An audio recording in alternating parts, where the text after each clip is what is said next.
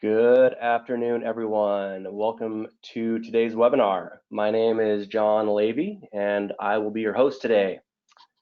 Today's webinar is about Missoula, Montana's Reserve Street lift station and the city's effort to focus on planning for growth and to have operational flexibility in their new design. The webinar will be presented by my colleague, Jason Mercer. Let me tell you a little bit about Jason. Jason brings over 20 years of water and wastewater experience to his leadership role at Morrison-Maierle. He has designed and managed projects in Montana and Arizona. Jason has enjoyed various leadership roles within Morrison-Maierle and is now focused full-time on providing water consulting services through his dynamic team. Looking forward to hearing from Jason today. Just a few quick logistical notes before we begin. If anyone has any questions during today's session, please submit them through the questions panel on your webinar interface, and we'll get to as many of those questions as we can within the hour. Today's webinar will be recorded. We're going to post it to our website later this week, and we will also post Jason's slide deck to our website if you'd like to access those as well. And you can find those on our website at m-m.net/webinars. For the engineers out there, if you are an engineer seeking PDH credits, this session may meet requirements for PDHs depending on your professional registration or certification requirements. If you are an operator seeking continuing education credits, this session is approved for 0.1 CECs. If you would like a certificate of participation to validate your attendance, please email Jenna Comstock to request one. Her email is jcomstock@m-m.net. I think that's it for opening, so I think I will pass the controls over to Jason. 1 second here. And Jason, take it away.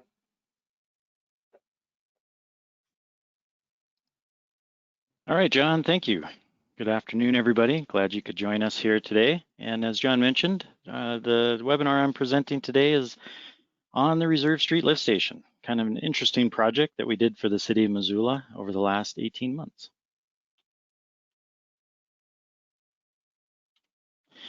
So as we all know, lift stations have been around since kind of the horse and buggy and are not new technology. So this isn't something revolutionary that we're talking about here today.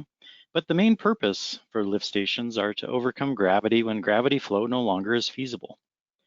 They provide a lift, per se, whether that is into a treatment plant or somewhere in the collection system, so gravity flow can resume. Most of the time, we as engineers try to avoid installing a lift station because they come with kind of ongoing operation and maintenance requirements, and so we try to avoid them as much as we can. But in times when we can't, we want to put one in that's very functional and useful for the owner of the collection system.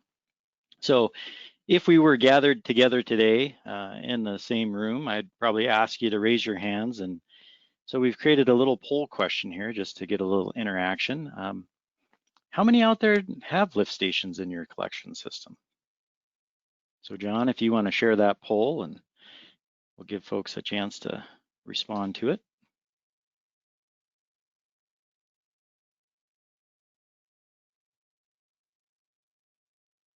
Looks like we've got some responses coming in. We'll give this another 10 seconds and close it down.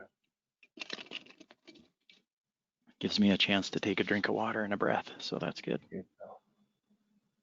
Okay, I think we're going to.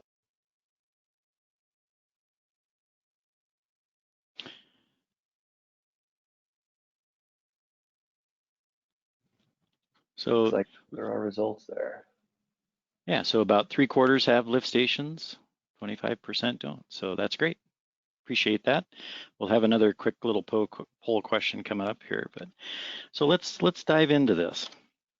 So Missoula, Montana is located in the northwest part of Montana along I-90. It's got a population around 75,000 people. It has some great breweries there in Missoula. It's the home of the University of Montana, And I'm a North Dakota State grad, so that last fact isn't quite as important to me, but I know that some people are pretty passionate about Grizzly football here in Montana. So, great community. They've got a very progressive style of approaching infrastructure improvements, and I think that's what you're going to kind of see here through this presentation. So the city's collection system is typical of what you would see in most communities in Montana, with maybe a slight difference. This is a screenshot from the city's GIS map. The yellow lines that you see here with black arrows signify gravity mains. The pink lines, which you can see here, are force mains, and then the magenta lines are step mains. The city of Missoula has a portion of the sewer service area served by low pressure sewer. So that's probably the biggest difference I see between what the city of Missoula has related to other collection systems in Montana. So next poll question, this will be kind of the last one we ask for a little bit, is just how many lift stations do you have in your system? 0, 1 to 2, 2 to 5, 6 plus? Don't know.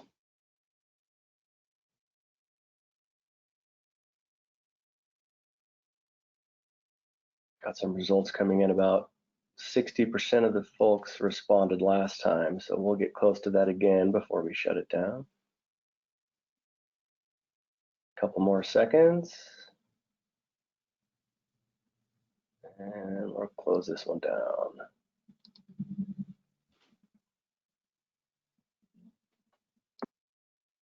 So it looks like it's kind of half, 1 to 2 or maybe 6 plus. So that's interesting. That's really interesting. So for the city of Missoula, they have 39 city-owned lift stations, 7 privately owned lift stations, and then 1,442 active step systems. So there's a lot of lifting that's going on in Missoula related to the sewer collection system. They have a lot of lift stations. They have a lot of requirements for that. So if we go back to our GIS figure for a moment, the Reserve Street lift station is located near Larchmont Golf Course, which is just right down here. So let's zoom in a little bit here. Still kind of busy, but again, this is the lift station. And what we have here is, again, the orange lines are showing the gravity mains coming into the lift station. The pink lines are the force mains that are coming out of the lift station, connecting back into different gravity mains. There is a purple line that you can see here that goes by the lift station, and that is a force main for the step systems. And we'll get into that a little bit here in a few minutes. So kind of diving in now, zooming in a little bit more, we look at the existing Reserve Street lift station was constructed around 1965. It was a wet well and dry pit style lift station. It was relocated in 1983 in conjunction with the widening of Reserve Street and remained a wet well with a dry pit for the pumps. And so the dry pit is here with the pumps and an access hatch, the wet well here with a feed into the pumps. And so pretty typical, nothing really crazy about it. Interesting that there was a bit of a ledge, or when you were looking down from the top of the lift station down into the wet well, you're not able to see everything in the wet well because of the very small diameter or smaller diameter access hatch. So get a little bit closer to the lift station. This is what you would see on the surface before January 2020. The lift station was located in the MDT right-of-way of Reserve Street, one of the busiest streets in Montana. You could see at some time, large concrete blocks were installed to protect the exposed portion of the dry pit access hatch from a car hitting it or damaging it. The gray vent shown in the picture there is for the existing wet well. So, just stepping in again, now we've opened up the hatch. you're looking inside the wet well. I would be remiss not to show you kind of this picture over the lunch hour from a wastewater engineer. But this is looking down in the typical wet well. Nothing real exciting. It's kind of dark, kind of smelly, really not much to see there. But if we stepped over to the access hatch, if we opened up the dry pit hatch and you climb down the stairs, you would come in and you'd get to the bottom and you would see the pumps and the controls. So in 1983, the pumps had an initial rating of 1,500 gallons per minute at 28 feet of head and could serve a future flow rate of 2,100 gallons per minute at 34 feet of head. Some pump improvements were made in 1992 with the motors. The motors were replaced to increase the pump speed and capacity of the lift station. One of the 3 pumps, so Reserve Street initially was a 3-pump lift station, had been taken offline due to some operational and maintenance problems. So the remaining 2 pumps were, continued to operate. However, these pumps provided a sense of unease for operation and maintenance folks, and really the condition of the wet well, the pumps were really becoming where they wanted to do something with them. So in 2007, the city undertook the process of putting together a project to rehabilitate the Reserve Street lift station in place with the existing wet well and new pumps. Well, if the date sounds familiar, 2007, what happened next? The Great Recession. So the Great Recession hit and the Reserve Street lift station improvements were put on hold. Fast forward a few years and the city continued to make improvements within the collection system. In 2016, one of the improvements the city made to the collection system served by the Reserve Street lift station was to construct a 14-inch force main from the Linda Vista Golf Course lift station, which would then bypass the Reserve Street lift station. And so there was some offloading of flows that took place. And the feeling was that if they could offload some of those flows, it might buy a little bit more time before they need to rehab the lift station. Well, it finally came. In 2018, some funds became available and the city set about the process of pulling out the old plans, wanting to rehab the Reserve Street lift station. They hired us to prepare the bidding package and put forth a construction package so the project could take place.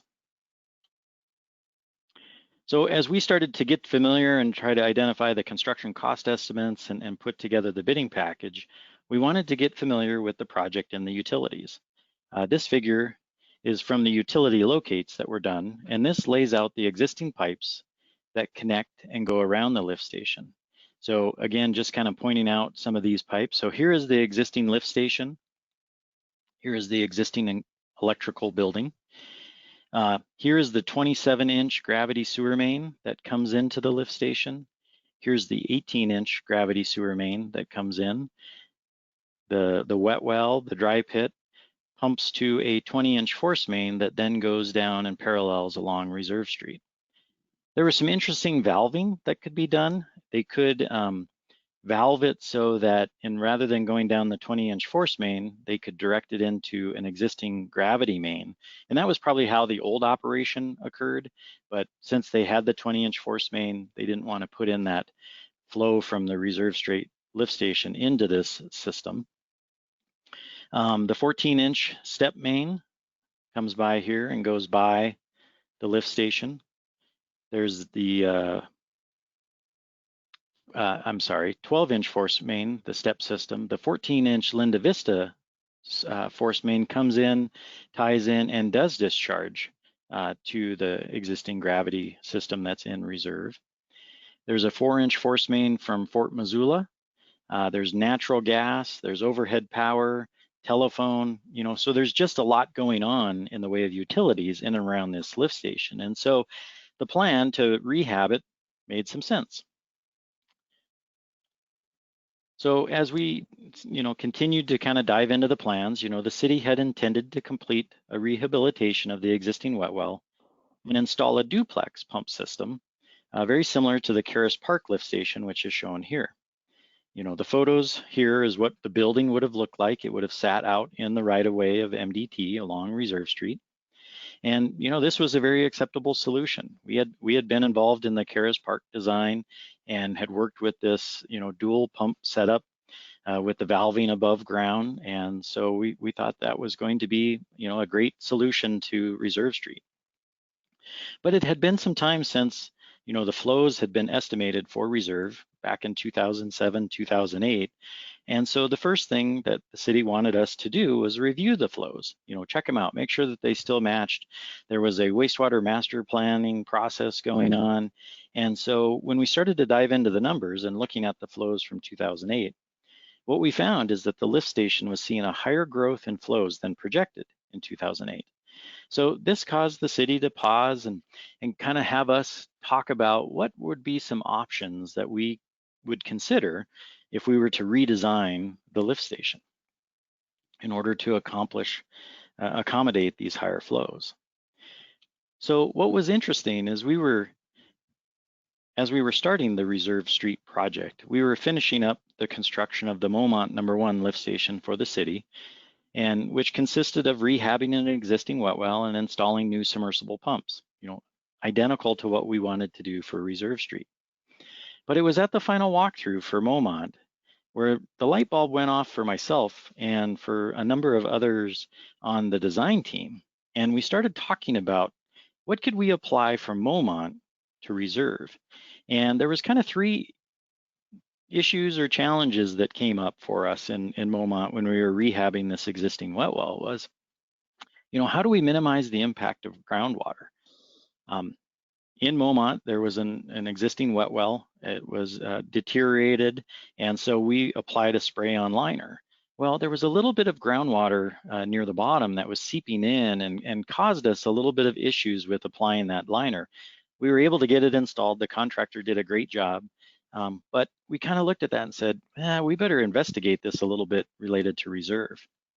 We also thought about the bypass pumping. With that groundwater issue, we had to extend the length of bypass pumping, and so there was a cost there that the city had to pay. And so we thought about, well, we want to make sure that we identify the groundwater and we really try to minimize, the bypass pumping as much as we can. And so finally, how do we allow the pumps to run, as long as they can? In a duplex system, you have two pumps, and both of them are generally sized to handle the max flow. And so it's a pump on, pump off. And what happens is you can get very staggered flows into the force main, and you can incur a lot of electrical costs associated with that style of pumping. And so we kind of looked at these lessons learned, thought about them, kind of discussed them, and then we said, okay, let's turn our focus to Reserve and how would we tackle these? So the first thing that we did was we called up a Tetra Tech to perform a boring for us. And so they did the boring in June 5th of 2019, which we figured would be about the peak groundwater height. And so what we found is that for the depth of the existing lift station, which was 37 feet, groundwater was sitting about 30 feet.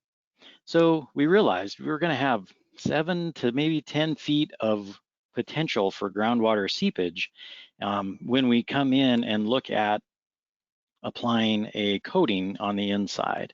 And so with that, we made kind of the early decision, different from Momont, where we used a spray-on liner. We talked about using a fiberglass liner so that we could insert that. Groundwater would not be as impactful to that, and it would just apply itself pretty slickly, pretty slick. They could do that easily within a wet condition. But then we kind of talked about, well, the cost of the fiberglass liner, what about if we considered offsetting the new wet well away from the existing wet well and construct a new wet well so that we could construct it, we could test the lift station, we could really do everything we needed to do prior to turning the lift station on. And so what that idea prompted was, hey, we could tackle reducing the amount of bypass pumping, because we wouldn't have to set up a bypass system until maybe the very end when the contractor was making the tie-ins to the new force mains.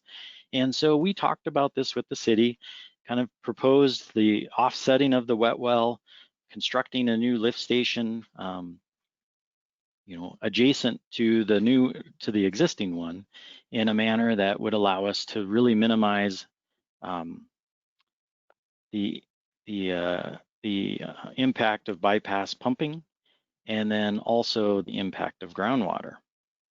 And so going back to applying our lessons learned, we were like, hey, we think we have ways to knock out these first two and carry them forward at not a whole lot of additional cost, and probably a lot better result rather than just rehabilitating the existing wet well. And so we thought about how could we tackle this question of getting the pumps to run longer in the system so that we maybe even get them to be more efficient. So that's what we did. We started to ask ourselves the question, if 2 are good, are 3 pumps better? And so we come to our last poll question. And the question I have for you is, how many of you have lift stations with more than 2 pumps in them? So John, if you want to pull up that poll question. So the answers are, yep, we've got more than 2. No, we don't have more than 2 pumps in any of our lift stations. Yeah, we do, but it's just at the treatment plant. Or, I don't know how many pumps we have in our lift stations.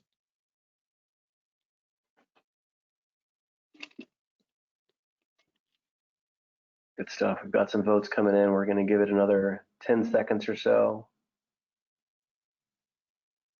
If you haven't voted and want to, now's your chance. And there we go. We'll close this down. Our results. All right, so the majority don't have 2 pumps in their lift stations. Great. This might be interesting for you. So we went about evaluating multiple pumps and looking kind of at the near-term flows. And so we looked at the duplex system, and each pump would have to be 2,500 gallons per minute. They'd have a motor horsepower of 125. Their efficiency was around 73%, and the weight was 900 pounds. So when we transitioned and started looking at the triplex system, what we realized is we could get a lot less horsepower pumps. They would weigh less. They would make it easier for the city crews to pull them in and out, and we could increase the efficiency.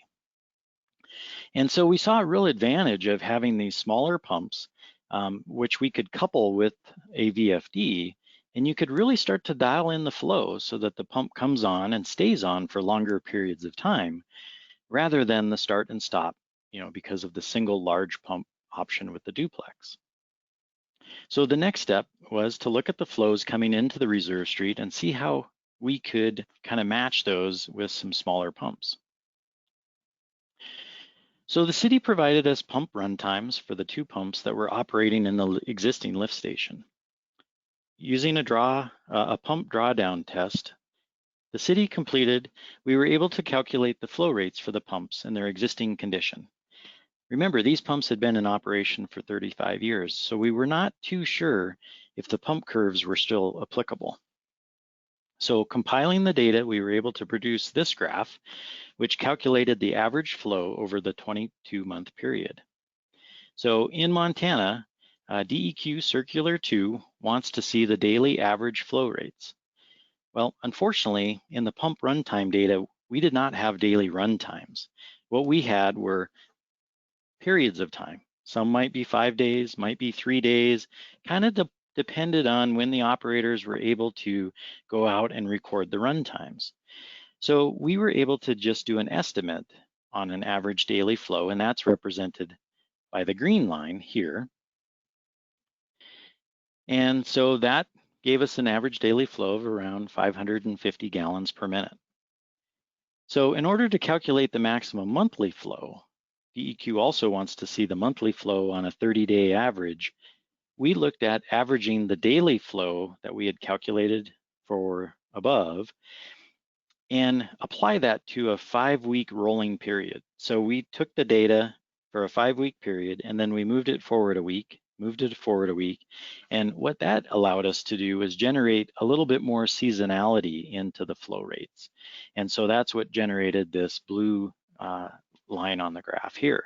And so we were able to see that in 2017, we had a peak seasonal daily average flow of 653 gallons per minute. And in 2018, we saw a little bit less. We could see that we were seeing peak flows more in the kind of end of winter, early spring, lower flows in the summer months, kind of related to groundwater changes. And so we were thinking, okay, there's probably some impact of groundwater into the system or into the wet well. And so we were able to use this data to kind of start the process of estimating the sizing of the pumps. But we really wanted to do some monitoring, some SCADA monitoring. Well, the existing system didn't have SCADA reporting capabilities. So the city came out and installed a temporary SCADA system. And we were able to then look at about a 30-day period. And that's kind of identified here in this blue area. So from about mid-October to mid-November, we were able to look at the daily flows coming in.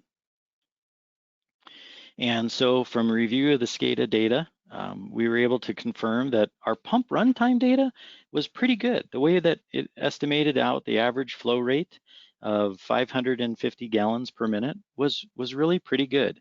So of all the SCADA data that we collected for that 30-day period, 30-day plus period, our average flow was 540 gallons per minute with a max of 1,000, a min of just under 200.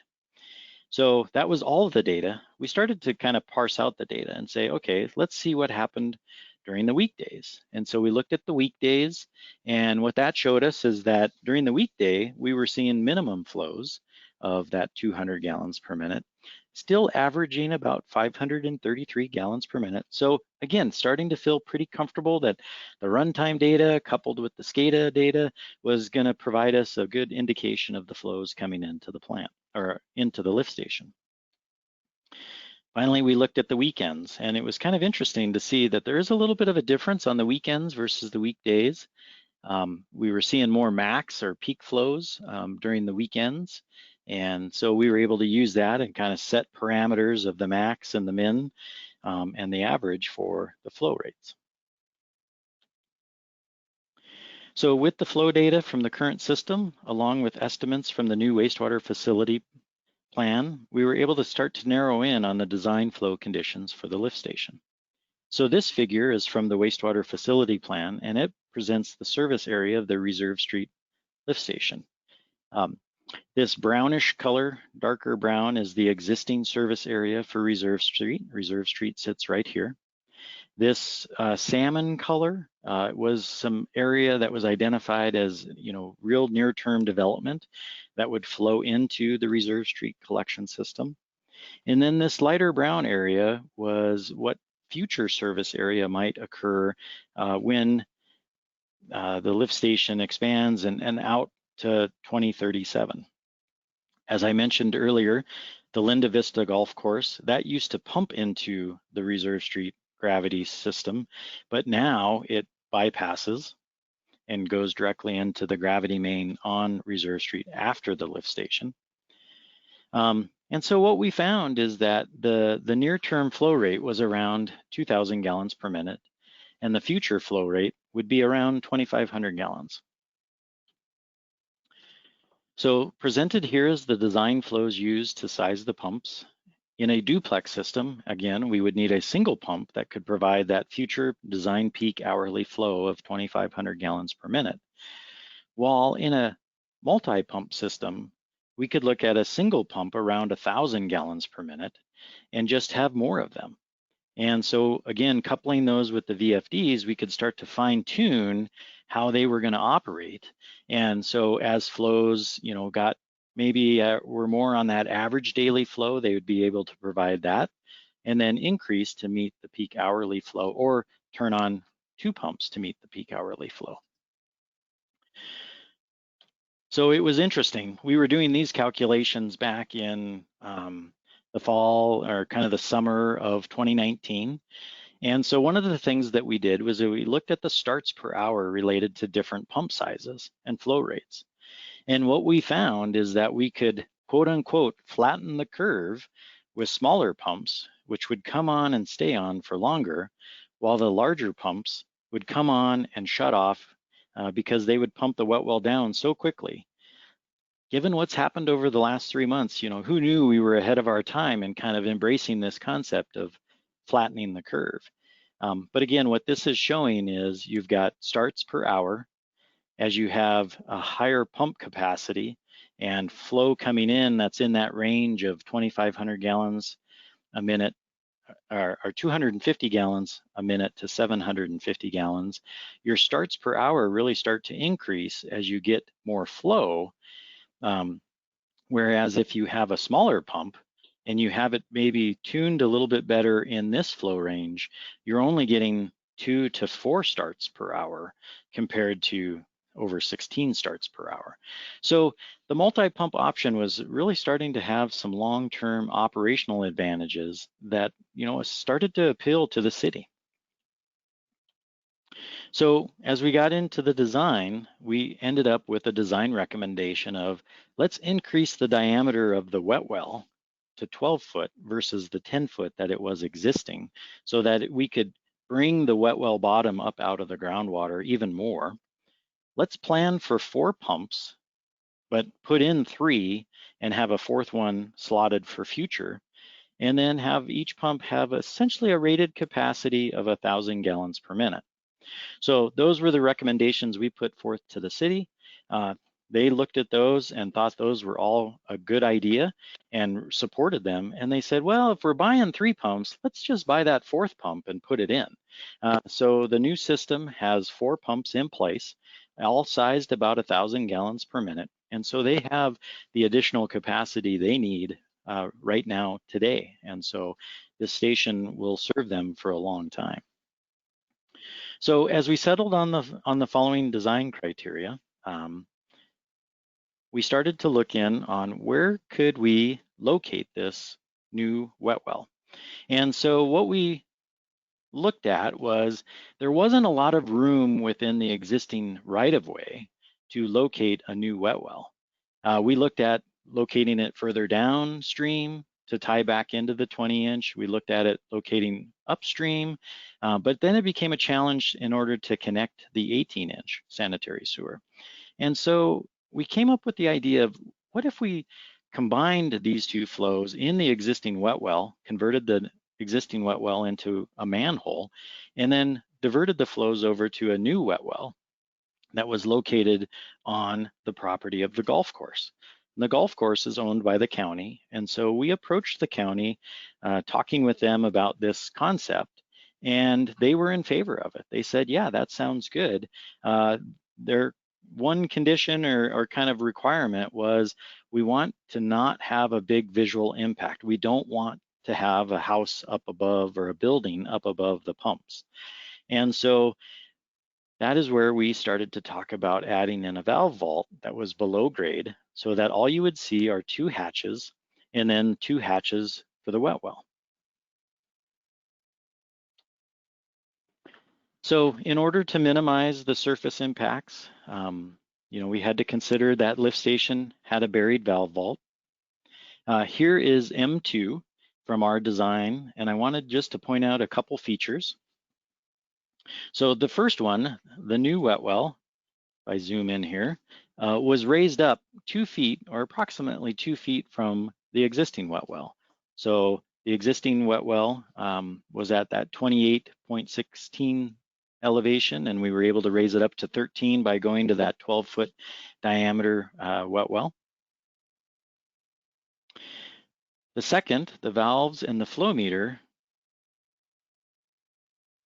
would be located in a vault with hatches. So let me get my laser pointer here. So we were able to bury the vault and on both the wet well and the valve vault and just have the hatches exposed by putting in a combination of gravel and sod. So it made it very much where you would not visually see this other than the control panel. And with the control panel, we would paint that green so that it blended in with the golf course. So with the design complete, we bid the project in October and kind of set it up where we wanted this project to be very constructible during the winter months. Again, going back to, we wanted to take the groundwater out of the equation if at all possible. We wanted to be able to construct this through the winter months, and then when we needed to bypass, we would be in the springtime and would be able to do that pretty effectively.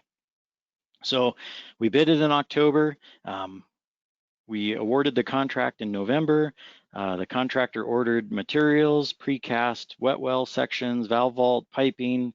The pumps were ordered by the city. They pre-purchased those so that, and they did that earlier on so that there wouldn't be an issue with supplying of those pumps or a delay in those pumps to the contractor. Because once we started, we knew we had a window where we had to be pretty active in getting things done to avoid any kind of real major issues. So we moved forward with notice to proceed in January 13th of 2020.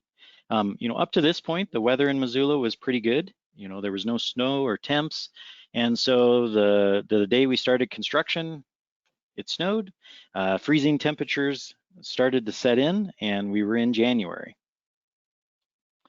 So cold weather kind of comes on to us. The contractor, Western Municipal, had to tarp and heat in order to apply the waterproof coating on the outside of the wet well. But really that was the only activity that they were gonna have to do and plan for cold weather, because everything else was precast. So we start the deep excavation. We had to get down to just below 38 feet below the surface. And so the contractor came in and started that excavation process. So continued on, and we got down to about that elevation of groundwater, and we found a dry hole. And so there was a sense of relief from those involved. The contractor kept going. And so now with the base material prepped and set, we could start setting and stacking the wet well. And so this is just a picture of the 12-foot diameter wet well being lowered down into the excavation.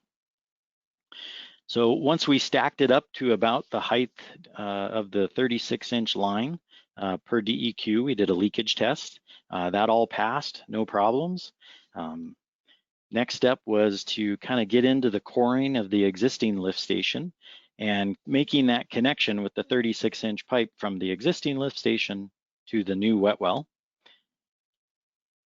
We continued to stack the wet well, which you can see in the background, and then we set the valve vault, which was a precast structure, and we were able to then equip the valve vault with the pipes, the valving, the new flow meter, pressure transducer, and have all of that equipment be in this vault that was going to be located underground with access hatches on either end. We applied a coating on the interior of the wet well, just kind of providing that extra layer of protection, making this so that the city would not have to do any kind of rehab to this structure for quite some time. And so the contractor went about starting to set the pumps, getting the piping dialed in and putting everything into the wet well. So it came time to install bypass pumping. We were able to put in the bypass system. Weather was pretty good. That was done kind of towards the middle of April. And so weather in Missoula was good. We made connections into the force main. And in this picture, what's shown here is that the bottom line coming in here is the new 16-inch line that connects into the force main, the existing force main. This line here is a bypass line. And so the city puts these in on their different lift stations. And so if they ever needed to drop a pump into the wet well in Reserve Street and pump sewage into the force main, we provided a connection. So what isn't shown here is a pipe that would go up to a quick connect in a small manhole that they could open up, make the connection, and reestablish service rather quickly for Reserve Street. So in the wastewater facility plan, it was identified that the Reserve Street gravity main was going to be nearing capacity over the planning life of the facility plan, that 20-year planning period. And so given that we were going to have this exposed, we approached DEQ with the concept of making a connection between the 14-inch line from Linda Vista into the 16-inch or the 20-inch existing force main. And so we asked DEQ for approval to make that connection. Normally, the operation, there's a valve right in here that will be normally shut. And so operation of the flow from the 14 to the 20 is not yet approved by DEQ, but we were able to take advantage of having this area exposed and make this connection so that the city can evaluate whether it makes sense to divert the flows of the Linda Vista force main off and into the 20-inch force main, which we, certainly there is some capacity in that. So in mid-March, what took place? Well, we all had to kind of embrace the concept of social distancing. And so that became, a new challenge for the contractor, for the city, of how to implement social distancing with the work that we had to do. Fortunately, we were nearing the end of the project. We had just really the connections to make to the force mains. And so we were able to, the contractor was able to put into place some safety protocol that allowed them to continue to work and do the work that they needed to do in order to finish the project. Construction continued with the new control panel that was set, painted green per the golf course's request.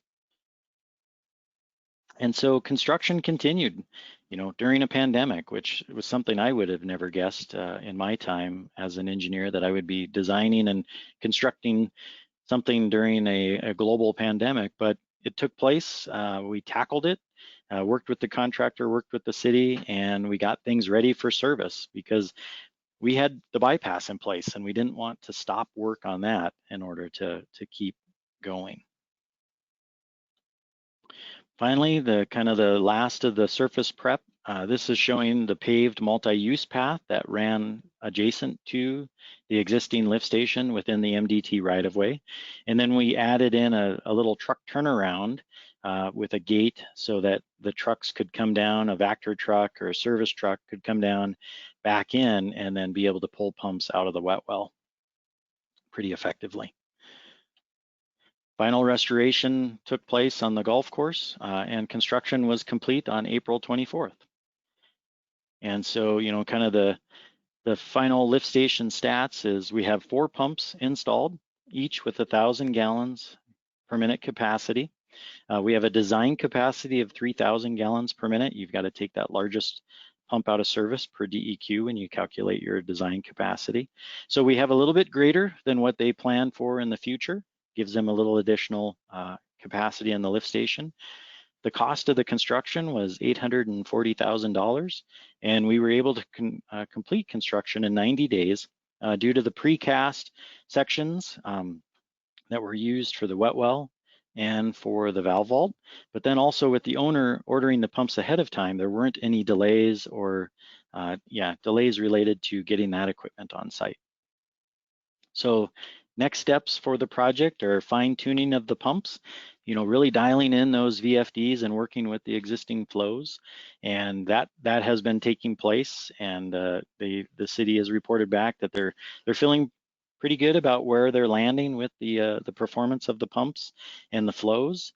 And we want to monitor the electrical usage once the SCADA system gets synced up and tied in, just to see how from the old station that was 1 pump on, 1 pump off, to now these smaller pumps with lower horsepower, lower electrical requirements, and see how that equates. Though they're running longer, is there less hit on the system? And so with that, I would open it up to questions, John. Great. Well, thank you, Jason, for the great presentation. And just a quick reminder, if you do have any questions, you can go ahead and fill them out on the questions panel in the GoToWebinar interface. I'm going to start with a question here, sort of building on what you were talking about with respect to the social distancing and the construction that was happening in March. Could you talk more about the procedures that the contractor or maybe the city put into place to handle the COVID situation? Yeah, it was interesting. That was a pretty dynamic situation, in kind of early March, maybe late February, as things were starting to kind of come into the United States. The questions that we started to ask ourselves is, man, are we going to be able to get done with Reserve Street before this really kind of outbreaks in Montana? And we weren't able to do that. The stay-at-home orders came in late March. We were still in the process of equipping the lift station, getting the bypass system set up. And so the city came out with some direction and guidance on what they wanted to see related to COVID procedures. And then the contractor took those, ultimately the contractor is responsible for safety on site, and, took what the CDC and what the state of Montana was issuing and what the Contractors Association was issuing, and really at times had to make some judgment calls, sometimes related to, what was more important from a safety standpoint when, you had someone down in the hole or down in a manhole installing a bypass pump. You needed to have an observer. You needed to have people there to respond just in case, something happened to that person. And so they wore masks. They tried to do their best in sanitizing tools as they were used, and really tried to keep each other away from, traveling in the same car. As the picture, shows there, we harped and they harped on, anytime you're standing around, don't stand next to somebody. And so that was challenging. Certainly dynamic, because the cases were growing in Montana as we were nearing the end of this project. So the contractor, Western Municipal, was out of Billings. And so they would go home for the weekends, and we would talk about, okay, how do we leave the site so that if they can't come back the next Monday, that we don't have big open excavations? Or how would we close this out so that we can pick this up again in a couple weeks? So it was very top of mind. I think everyone did their best and tried to navigate with the situation that was at hand. Well, we all know how important safety is in the job site, and certainly these days. So sounds like that was taken very seriously. And there's maybe a follow-on question to that, which is, was there ever consideration given to shutting down construction? It was something we talked about. Certainly right before we put in the bypass, we had a conversation with the city and the contractor about, if we're going to stop for COVID reasons, now is the time to stop, because once we start up the bypass, we're going to have to keep working as effectively as we can. And, fortunately, the governor declared construction as an essential service. And so, we were operating within the bounds of the state of Montana. But yeah, we did talk about it and say, what are the milestones that if we don't or can't go on, how would we shut down construction and pause? So yeah, it was interesting. Sensible approach there. To switch gears, I've got a couple questions on pumps and pumping. This is, where were you able to source the highly efficient submersible pumps you used? Yeah, so the pumps that the city procured are from Xylem. Their pump system that they offer. It's interesting. In order to use the pumps that we used, we had to request a deviation because they're not initially set up or to pass that 3-inch sphere from DEQ that's required.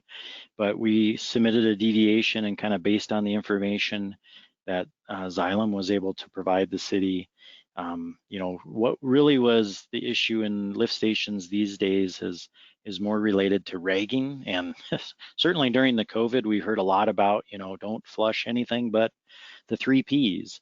And so, their performance related to being able to pass, rags and wipes allowed them to operate and have a pump that operates at a little higher efficiency than one that is geared towards passing a 3-inch sphere. Okay, another pumping related question here. How long did the contractor end up bypass pumping? Yeah, so I think we had the system set up for 10 days. Initially early on, they had scheduled it to be for a week, starting on a Monday, be done on a Friday. There was just a few things that took place, giving the coating time to cure, where they chose to leave it up until the following, I think it was Tuesday. So just about 10 days, which if we would have rehabbed the lift station in place, we probably would have been looking at something closer to 30 to 45 days. And so, significant reduction in bypass pumping is what we saw with this approach. Very good. So I think we've got one last question here, and this one, as someone who drives by this project almost daily on my way back and forth to work, this one makes a lot of sense to me. I think the question is, why here? Did you look at any other locations for the new station?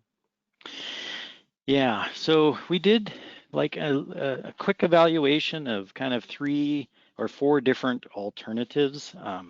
We looked at primarily trying to locate within the MDT right-of-way, and looking at something upstream with a building, something downstream with a building, with all the utilities there in the right-of-way. We knew we couldn't get a valve vault in there as well, and so it was kind of looking at what we were going to have to incur in costs, and looking at how, if we can locate it on the golf course, it actually would be maybe a little less expensive to construct because the utilities wouldn't be as prominent and in our way. So that's ultimately what led us to locating on the golf course, is just being able to completely get out of the right of way, so that long term the city doesn't have that issue or challenge moving forward, and still can access it, can still get to it, and basically kind of out of sight and out of folks' mind. Well, makes good sense, Jason. Thank you. I think we're going to call up for questions there. I'm going to just snag the screen back from you really quickly. Well, thanks again, Jason, for the webinar today. It's good to hear about the good work you're doing, and thanks to everyone for your questions. Just a quick note that, again, we will have the slide deck and the recording of this webinar on our website, m-m.net/webinars. If you are interested in obtaining your CEC or PDH validation certificate, please email Jenna Comstock, jcomstock@m-m.net. And finally, we'd love to hear from you. If you're interested, and if you're on the social media, please stay in touch with us. We're on Facebook, Twitter, Instagram, and LinkedIn, and we're pretty active there. So join us online. That's it for today. Thanks everyone for tuning in, and we hope you found this informative. I hope to hear from you soon. Until then, be well, be safe out there. Thanks everyone. Bye-bye.